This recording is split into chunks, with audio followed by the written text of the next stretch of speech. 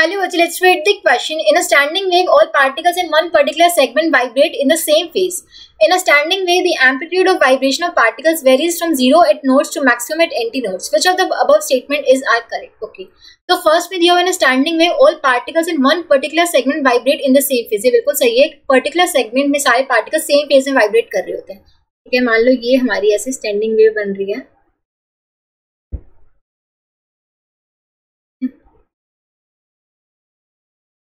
ठीक है, तो एक पर्टिकुलर सेगमेंट में जो सारे पार्टिकल होते हैं वो आपके सेम फेज में वाइब्रेट कर रहे होते हैं. ठीक है, इस पर्टिकुलर सेगमेंट में सारे पार्टिकल सेम फेज में होंगे, इस पर्टिकुलर सेगमेंट में सारे पार्टिकल सेम फेज में होंगे. लेकिन अगर दो कॉन्जिक्यूटिव सेगमेंट की बात करूं, particles in two consecutive segments they different phase by 180 degree. ठीक है, इस सेगमेंट और इस सेगमेंट के पार्टिकल्स में कंपेरिजन करूं तो particles in two consecutive segment different phase by 180 degree. लेकिन एक पर्टिकुलर सेगमेंट में सारे पार्टिकल सेम फेज में वाइब्रेट कर रहे होते हैं. तो फर्स्ट स्टेटमेंट बिल्कुल सही है. एक पर्टिकुलर सेगमेंट में सारे पार्टिकल सेम फेज में वाइब्रेट कर रहे होते हैं.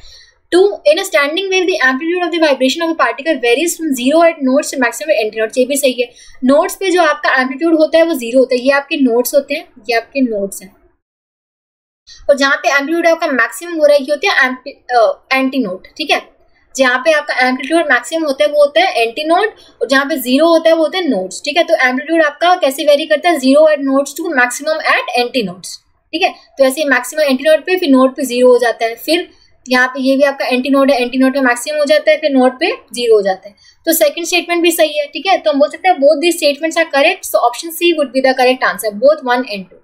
आई होप आप सबको समझ आया होगा. Thank you so much.